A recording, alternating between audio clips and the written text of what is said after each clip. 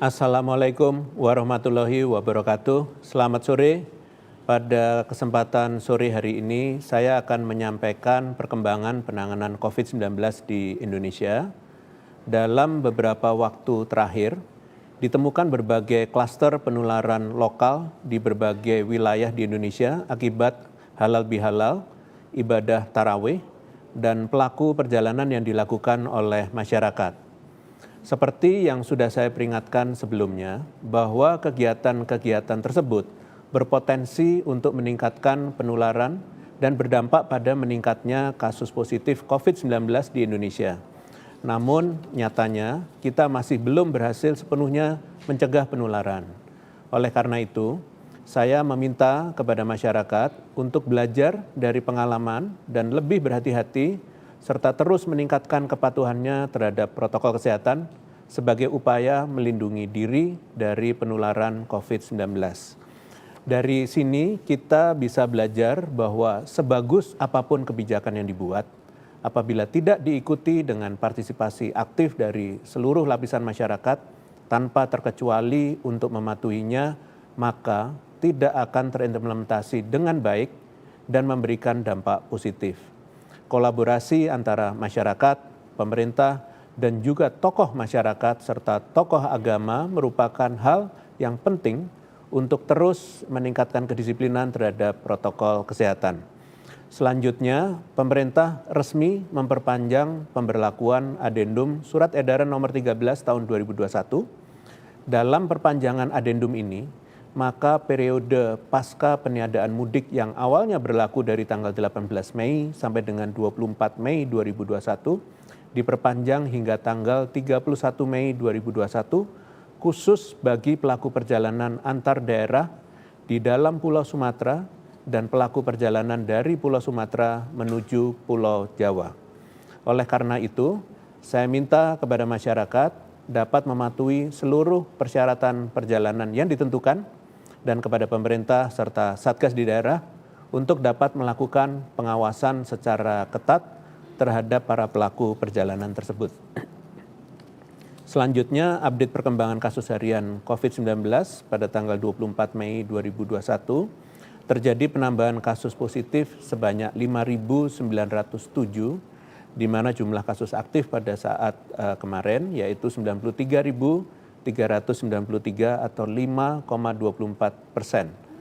Sedangkan jumlah kasus sembuh kumulatif yaitu 1.638.279 atau 92%, di mana jumlah kasus meninggal kumulatif yaitu 49.455 atau 2,78%.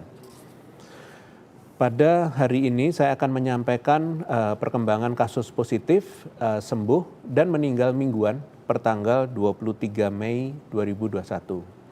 Setelah pada minggu sebelumnya terjadi penurunan sebesar 28%, di minggu ini terjadi kenaikan kasus positif mingguan sebesar 36,1%,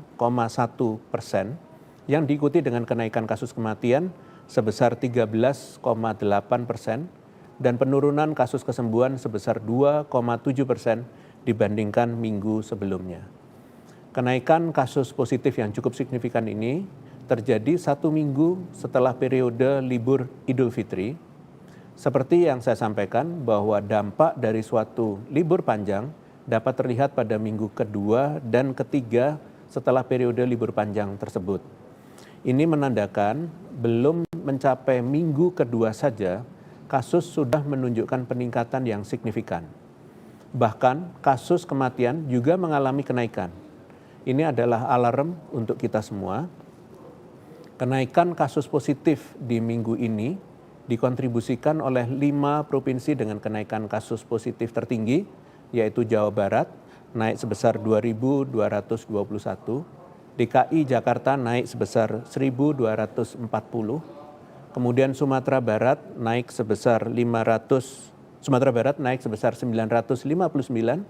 sedangkan Jawa Tengah naik sebesar 948 dan Aceh naik sebesar 561.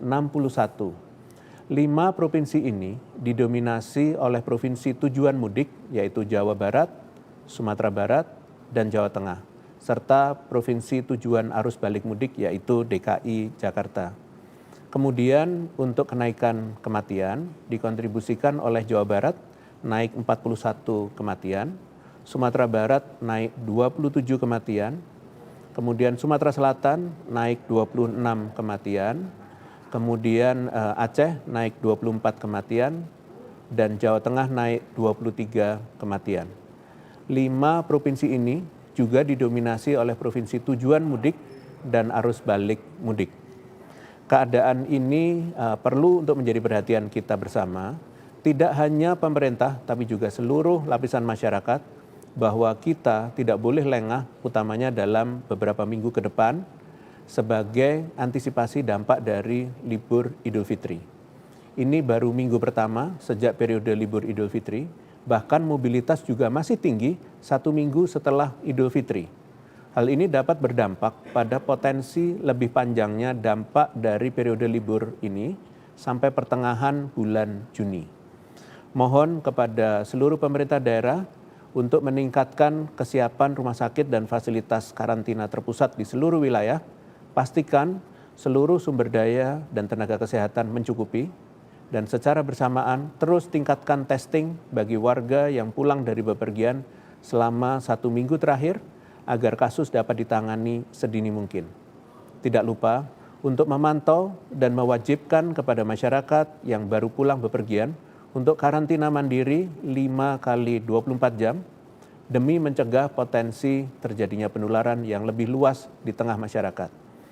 Kesiagaan menghadapi apapun yang terjadi ke depannya merupakan kunci dalam merespon perubahan secara cepat sehingga kondisi apapun tetap dapat dikendalikan. Hari ini saya akan menyampaikan perkembangan zonasi di tingkat kabupaten kota per tanggal 23 Mei 2021 setelah di minggu sebelumnya terjadi penurunan zona merah dan zona oranye. Sangat disayangkan pada minggu ini terjadi kenaikan kembali pada zona merah. Di minggu ini terjadi kenaikan zona merah dari 7 menjadi 10 kabupaten kota. Namun, saya mengapresiasi bahwa terjadi penurunan zona oranye atau zona risiko sedang dan kenaikan pada jumlah kabupaten kota di zona risiko rendah atau zona kuning. Zona risiko sedang turun dari 321 kabupaten kota menjadi 302 kabupaten kota, dan zona risiko rendah naik dari 177 kabupaten kota menjadi 194 kabupaten kota.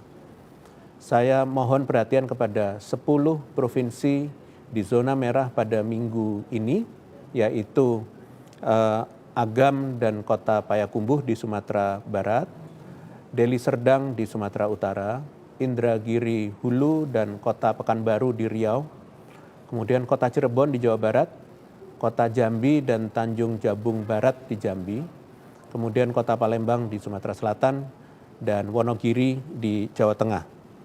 Mohon untuk dapat segera memperbaiki penanganan COVID-19 di wilayahnya, karena 10 provinsi ini sudah berada di zona merah bahkan sebelum dampak periode libur Idul Fitri terlihat.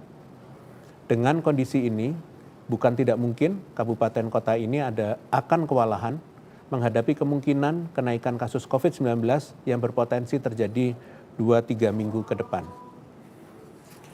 Selanjutnya, saya akan menyampaikan terkait tren jumlah kasus positif dibanding dengan jumlah kesembuhan, serta tren kasus aktif di tingkat nasional. Di minggu ini, mulai terlihat perubahan tren jumlah kasus positif dan jumlah kesembuhan. Jika pada sebelumnya jumlah kesembuhan lebih tinggi daripada jumlah kasus baru, selama 4 hari terakhir ini, data menunjukkan bahwa terjadi kenaikan jumlah kasus baru yang lebih banyak dari jumlah kesembuhan. Adapun perkembangan ini diikuti dengan kenaikan tren kasus aktif selama 4 hari, di mana sebelumnya terjadi tren penurunan selama 11 hari berturut-turut. Dalam kurun waktu 11 hari tersebut, terjadi penurunan jumlah kasus aktif hingga mencapai 11.486 kasus. Dan sejak tanggal 8 hingga 18 Mei 2021. Sangat disayangkan, perkembangan yang baik ini tidak bertahan lama, karena selama 4 hari terakhir ini, terjadi peningkatan jumlah kasus aktif hingga mencapai 4.408 kasus. Kenaikan kasus aktif secara nasional ini juga diikuti kenaikan kasus aktif di 9 provinsi, yaitu DKI Jakarta, Jawa Tengah, Aceh, Sumatera Barat, NTB, Kepulauan Riau, Kalimantan Utara, Gorontalo, dan Maluku Utara dalam kurun waktu 1 minggu terakhir. Adanya perkembangan kasus aktif baik secara nasional maupun di beberapa provinsi selama beberapa hari terakhir ini didukung dengan upaya peningkatan testing baik dari pemerintah pusat maupun pemerintah daerah, sehingga kasus dapat lebih banyak terdeteksi. Per tanggal 23 Mei 2021, setelah sebelumnya mengalami penurunan drastis, cakupan testing di tingkat nasional kembali meningkat dan memenuhi 132% dari standar WHO. Ini merupakan jumlah testing tertinggi di Indonesia sejak awal pandemi. Saya mengapresiasi upaya pemerintah daerah untuk maksimalkan screening dan testing, terutama pada warga yang baru pulang bepergian, seperti yang saya sampaikan pada konferensi pers sebelumnya. Tentunya ini harus diikuti dengan upaya maksimal dalam pemantauan dan pengawasan kewajiban karantina mandiri 5x24 jam kepada masyarakat yang baru pulang bepergian, agar kasus yang telah terdeteksi tidak semakin meluas di tengah masyarakat. Hal ini perlu dilakukan mengingat masih terjadinya kenaikan tren mobilitas penduduk ke pusat perbelanjaan 6 hari pasca Idul Fitri pada hampir seluruh provinsi di Indonesia. Kenaikan tertinggi masih terjadi di Maluku Utara, yaitu sebesar 40%, kemudian Sumatera Barat 36%, Jawa Tengah 35%, dan Gorontalo 35%. Berat bagi saya untuk menyampaikan fakta bahwa proses belajar bersama yang kita lakukan masih belum menunjukkan hasil yang kita harapkan, baik dari pelaksanaan kebijakan yang berlapis seperti pembatasan mobilitas penduduk maupun partisipasi masyarakat dalam mematuhi kebijakan dan protokol kesehatan. Adanya kenaikan kasus ini serta masih meningkatnya mobilitas masyarakat, bahkan setelah Idul Fitri, perlu menjadi bahan refleksi kita bersama bahwa keberhasilan penanganan COVID-19 tidak bisa tercapai apabila tidak ada sinergi yang kuat antara seluruh lapisan masyarakat. Selanjutnya saya akan mengumumkan pembaharuan kebijakan pelaku perjalanan dalam negeri pada periode arus balik pasca libur Idul Fitri.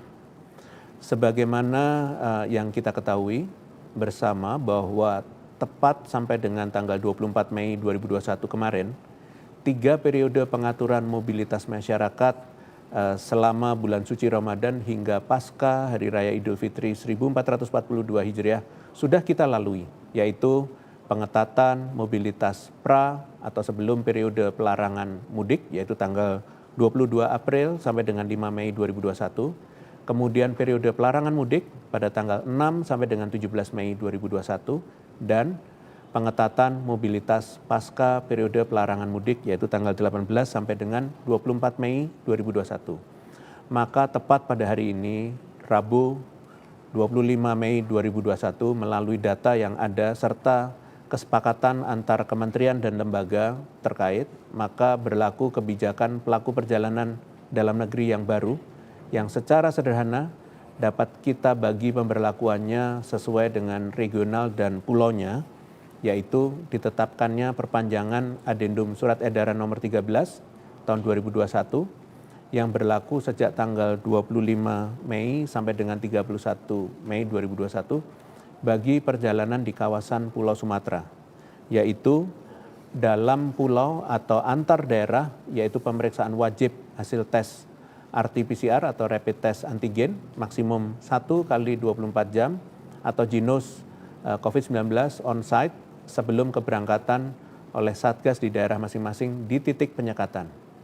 Dan keluar Pulau Sumatera menuju Pulau Jawa melalui testing acak rapid antigen di Pelabuhan Bakahuni. Dan kembalinya diterapkan Surat Edaran Satgas nomor 12 terkait pelaku perjalanan dalam negeri bagi tujuan perjalanan di luar Pulau Sumatera yaitu khusus untuk tujuan Pulau Bali, moda udara berlaku hasil PCR 2 kali 24 jam, antigen 1 kali 24 jam, Jinos on-site. Kemudian moda laut dan darat berlaku hasil PCR atau antigen 2 kali 24 jam, Jinos on-site.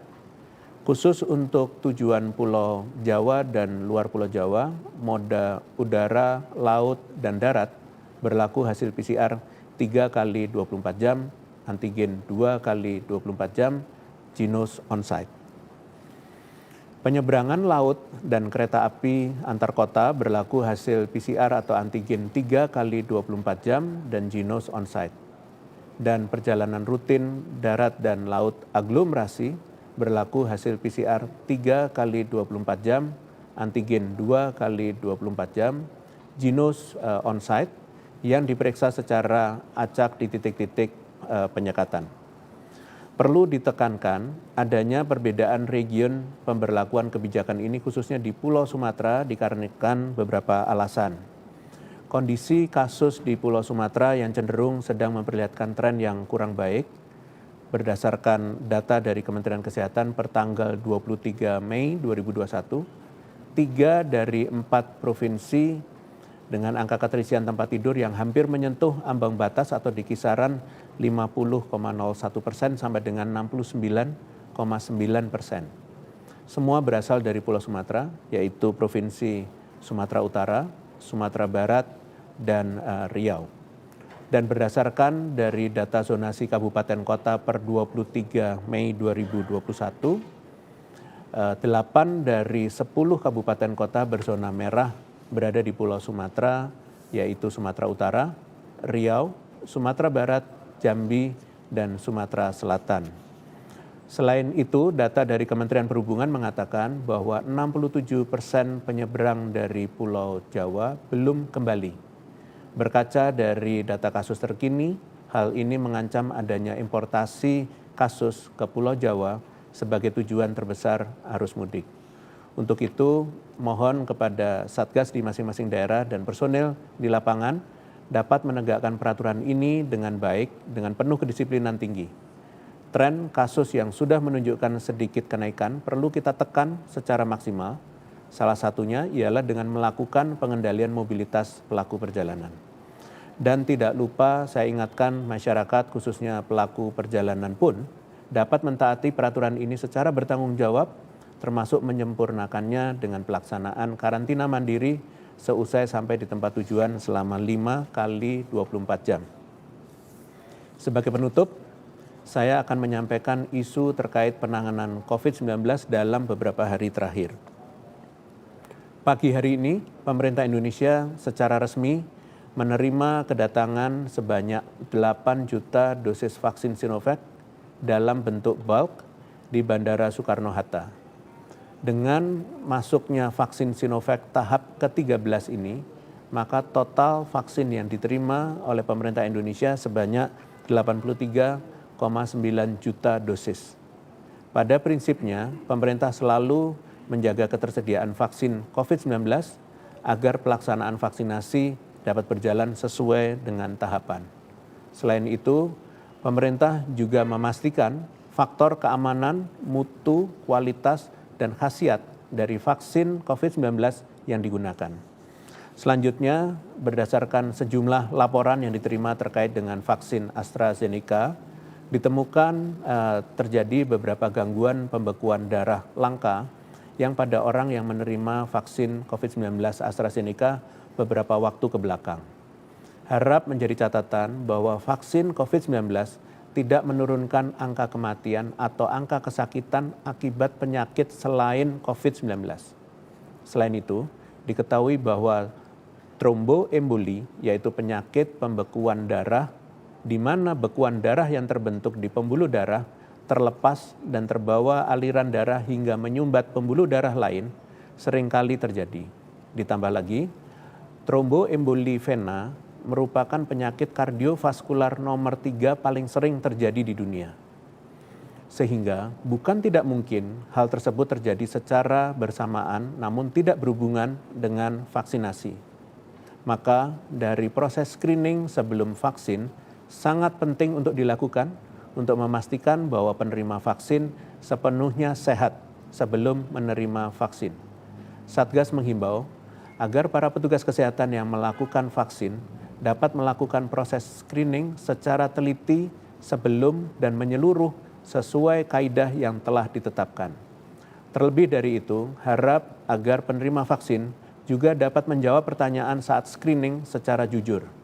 Apabila memungkinkan sebelum jadwal vaksinasi, para calon penerima juga dapat melakukan pengecekan di fasilitas kesehatan untuk memastikan kondisi penerima dalam keadaan sehat. Dan sejak tanggal 24 Mei 2021, pemerintah telah membuka program vaksinasi bagi masyarakat yang berusia di atas 50 tahun. Vaksinasi ini dilakukan di BBPK Jakarta Kampus Hang Jebat bagi masyarakat berusia di atas 50 tahun yang akan mengikuti program vaksinasi ini. Diminta untuk mendaftar melalui loket.com di alamat https://loket.com/event/vaksin BBPK. Program vaksinasi ini berlaku bagi masyarakat KTP DKI Jakarta dan non-DKI Jakarta. Saya juga ingin mengingatkan kepada masyarakat agar berhati-hati terhadap oknum tertentu yang melaksanakan vaksinasi secara ilegal. Masyarakat perlu lebih cermat dalam mengikuti program vaksinasi, dan saya juga meminta kepada Dinas Kesehatan di daerah untuk memantau secara baik seluruh tahapan vaksinasi dari persiapan, pelaksanaan, pasca vaksinasi, dan monitoring KIPI. Selanjutnya, saya ingin mengucapkan selamat Hari Raya Waisak kepada umat Buddha di seluruh Indonesia. Semoga perayaan Waisak dapat menjadi momentum untuk mendekatkan diri kepada Tuhan Yang Maha Esa dan bangsa Indonesia senantiasa mendapatkan perlindungan. Sebagai panduan pelaksanaan ibadah Waisak, Kementerian Agama telah mengeluarkan surat edaran nomor 11 tahun 2021. Di dalam surat edaran ini diatur terkait protokol kesehatan selama rangkaian pelaksanaan ibadah Hari Raya Waisak. Oleh karena itu, kepada panitia penyelenggara rangkaian ibadah Waisak dan umat Buddha di Indonesia diminta untuk dapat mengikuti protokol kesehatan dan ketentuan lainnya yang diatur di dalam surat edaran ini, serta selalu mempertimbangkan zonasi risiko apabila ingin melakukan kegiatan ibadah di rumah ibadah. Dengan demikian, seluruh rangkaian ibadah perayaan Waisak dapat berlangsung secara aman dan khidmat. Terakhir, Satgas ingin menyampaikan rasa terima kasih kepada Bapak Doni Monardo yang pada hari ini resmi pensiun dari jabatannya sebagai Kepala Badan Nasional Penanggulangan Bencana dan Ketua Satuan Tugas Penanganan COVID-19. Satgas ucapkan terima kasih sebesar-besarnya atas kerja keras Bapak Doni Monardo selama menjalankan tugas.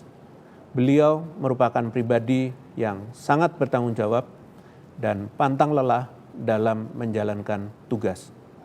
Meski Bapak Doni Monardo akan digantikan, Satuan Tugas COVID-19 akan tetap bekerja keras dalam usaha penanganan pandemi di negeri kita ini. Satgas juga ingin mengucapkan selamat datang dan selamat bekerja kepada Letjen TNI Ganip Warsito yang hari ini secara resmi dilantik sebagai Kepala BNPB sekaligus Kepala Satgas Penanganan COVID-19 menggantikan Bapak Doni Monardo. Semoga di bawah pimpinan Letjen TNI Ganip Warsito, BNPB dapat terus menjadi lembaga yang tanggap dan sigap dalam mengantisipasi potensi bencana di Indonesia dan mampu membawa Satgas Penanganan COVID-19 dalam menangani pandemi COVID-19 sehingga Indonesia nantinya dapat terbebas dari pandemi. Sekian konferensi pers hari ini, saya lanjutkan dengan sesi tanya jawab media. Terima kasih. Terima kasih Prof. Pertanyaan pertama dari Gita VOA. Pemerintah telah menemukan klaster COVID-19 baru di Cilacap dari kapal kargo yang pernah berlabuh di India yang menyebabkan ABK-nya terpapar vaksin virus corona dari jenis India. Tenaga medis pun akhirnya terpapar akibat ABK tersebut. Selain merencanakan isolasi selama 14 hari di kapal, apakah pemerintah berencana melarang kapal yang pernah berlabuh di India untuk masuk ke Indonesia, termasuk melarang WNI yang pernah ke India untuk masuk ke Indonesia untuk sementara waktu? Terima kasih. Terima kasih pada VOA. Jadi terkait dengan pelarangan pelaku perjalanan dari negara yang sedang mengalami krisis kasus COVID-19 saat ini, yaitu India, Kementerian Hukum dan HAM telah melarang masuk orang asing yang memiliki riwayat perjalanan dari wilayah India di tempat pemeriksaan imigrasi dalam kurun waktu 14 hari sebelum memasuki wilayah Indonesia sejak 24 April 2021. Terkait konteks sarana transportasi laut, menurut Peraturan Menteri Perhubungan Nomor 13 Pasal 15, dijelaskan bahwa salah satu pengecualian operasi kapal yang mengangkut barang logistik yang meliputi bahan pokok dan penting dengan pembatasan jumlah operasional sarana dan urgensi komoditas yang diangkut, yaitu yang berkaitan dengan kepentingan non-mudik. Khusus untuk kapal asing yang masuk ke wilayah Indonesia, wajib melakukan proses pemeriksaan sesuai dengan standar dan prosedur kedatangan kapal asing, dan termasuk pemeriksaan kesehatan awak kapal sesuai SOP Kantor Kesehatan Pelabuhan atau KKP untuk mengantisipasi penyebaran virus COVID-19, dan awak kapal tidak diperbolehkan untuk turun dari kapal selama di pelabuhan kecuali dalam keadaan darurat tertentu. Kedepannya, Satgas berharap setiap petugas di lapangan lebih disiplin dalam menjalankan tugasnya. Demikian jawaban dari kami. Ya, pertanyaan selanjutnya dari Iwan, Jawa Pos Multimedia TV. Bagaimana Satgas mengantisipasi klaster Ramadan dan Lebaran yang bermunculan? Apakah akan diterapkan lockdown RT zona merah? Apakah Jinos pun diklaim mendeteksi COVID D64G? Terima kasih. Terima kasih Jawa Pos Multimedia TV. Jadi pemerintah daerah perlu mengoptimalisasikan peran posko yang memiliki fungsi pengendalian COVID-19 di tingkat komunitas dan diharapkan dapat lebih bersifat antisipatif dan tepat sasaran. Posko memiliki peran penting, salah satunya ialah melakukan skenario pengendalian sesuai dengan status zonasi di tingkat RT masing-masing. Jika RT yang berzona merah atau daerah yang memiliki kasus konfirmasi lebih dari 5 rumah, maka mikro lockdown harus diterapkan, diantaranya yaitu melakukan isolasi mandiri dengan pengawasan ketat, kemudian menemukan suspek, melacak kontak eratnya, serta menutup tempat umum termasuk tempat ibadah, kecuali yang termasuk sektor esensial. Kemudian melarang perkumpulan lebih dari 3 orang dan meniadakan kegiatan sosial dan menetapkan peraturan keluar masuk wilayah maksimum jam 20.00 waktu setempat. Kemudian Jinos sendiri pada prinsipnya tidak dapat mendeteksi jenis virus, baik varian atau titik mutasinya, yang menginfeksi seseorang. Karena sistem kerja Jinos bertujuan mendeteksi perubahan zat kimia organik yang diakibatkan oleh infeksi virus, bukan menemukan virusnya. Terima kasih. Selanjutnya, pertanyaan dari hendroberita1.com. Pertanyaan pertama, masih terkait kasus vaksinasi ilegal, bagaimana evaluasi Satgas COVID-19 terkait lemahnya pengawasan penggunaan vaksin COVID-19 sehingga terjadi kecolongan sebagaimana kasus di Medan, Sumatera Utara? Lalu, bagaimana sebaiknya pengawasan tentang masuk dan keluarnya dosis vaksin COVID-19 sehingga penggunaannya dapat terpantau dengan maksimal? Terima kasih. Terima kasih pada berita1.com. Kejadian ini wajib dijadikan refleksi pada pengawas penyelenggaraan vaksinasi di daerah dan khususnya Dinas Kesehatan untuk memantau baik dari mulai persiapan, pelaksanaan, sampai dengan pasca vaksinasi yang juga meliputi monitoring KIPI. Kejadian ini tidak bisa dibenarkan karena pada prinsipnya vaksinasi yang dilaksanakan secara resmi adalah salah satu upaya yang menjamin vaksin yang diterima masyarakat aman dan efektif membentuk kekebalan individu. Masyarakat juga perlu lebih cermat dalam mengikuti vaksinasi melalui pengamatan dari penyelenggara yang resmi, serta bentuk sertifikat yang sesuai dan hanya dikeluarkan resmi oleh pemerintah, baik pendaftaran melalui fasilitas kesehatan maupun melalui program vaksinasi massal. Selanjutnya pertanyaan dari media yang sama. Usai Lebaran 2021, terbentuk klaster penyebaran COVID-19 di Jakarta, di Johar Baru, Cilangkap, Jagakarsa, dan Bogor. Seperti apa pemantauan klaster-klaster COVID-19 tersebut? Selain 4 klaster tersebut, bagaimana dengan daerah lain, khususnya di Jabodetabek? Terima kasih. Terdapat beberapa potensi penyebaran COVID-19 yang meluas selama masa bulan Ramadan dan Idul Fitri yang terpantau oleh Satgas Pusat. Ini diantaranya berasal dari kasus positif pelaku perjalanan dari Jakarta di Klaten, Cianjur, dan Cilacap. Kemudian pelaku perjalanan di Pati dan Bogor. Kemudian klaster halal bihalal di Jakarta, serta klaster ibadah tarawih di Banyumas, di Pati, Jawa Tengah, di Malang, dan Banyuwangi, Jawa Timur. Dengan ditemukannya beberapa klaster ini, mohon masyarakat terus mempertahankan kehati-hatian dengan protokol kesehatan yang ketat karena potensi klaster keluarga bisa muncul akibat importasi kasus dari luar wilayah kediaman. Terima kasih. Pertanyaan selanjutnya dari Vidya Detik Health dan Rifki Jak TV. Terkait kabar warga Denpasar yang meninggal dunia setelah divaksin AstraZeneca, apakah sudah ada keterangan lebih lanjut perihal penyebabnya? Bagaimana hasil otopsi jenazah Trio Fauki yang meninggal usai divaksin AstraZeneca? Mengingat dalam laporan yang ada, penerima vaksin memang sedang mengalami vertigo dan hipertensi sejak sebelum divaksin. Jika benar ada riwayat tersebut, apa yang harus dilakukan masyarakat jika memiliki riwayat penyakit serupa dan ingin divaksin COVID-19? Terima kasih. Terima kasih pada Detik Health dan Jak TV. Menurut Komnas KIPI, ada 27 kasus kematian yang diduga akibat vaksinasi dengan Sinovac. Namun, setelah diinvestigasi, kematian tersebut tidak terkait dengan vaksinasi. Dari kasus tersebut, 10 kasus akibat terinfeksi COVID-19, lalu 14 orang karena penyakit jantung dan pembuluh darah, 1 orang karena gangguan fungsi ginjal secara mendadak, dan 2 orang karena diabetes mellitus dan hipertensi yang tidak terkontrol. Perlu diingat, tahapan pravaksinasi adalah tahapan yang penting atau krusial karena pada prinsipnya vaksin hanya bisa diberikan untuk individu yang betul-betul sehat. Tahapan ini juga bertujuan untuk memastikan bahwa prosedur medis yang dilakukan ini dapat mencegah terjadinya kejadian yang tidak diinginkan. Sebelum dilakukan vaksinasi, penerima vaksin berhak mendapatkan beberapa pelayanan, yaitu pertama adalah screening mandiri yang meliputi riwayat penyakit, kontak erat, perjalanan, dan konsumsi obat. Kemudian pemeriksaan tanda vital seperti tekanan darah. Kemudian komunikasi terkait keamanan vaksin untuk meningkatkan rasa aman pasien. Dan penyediaan fasilitas dan pelayanan yang memberikan kenyamanan pada pasien, misalnya bilik khusus untuk penerima vaksin berhijab, maupun posisi penyuntikan yang nyaman.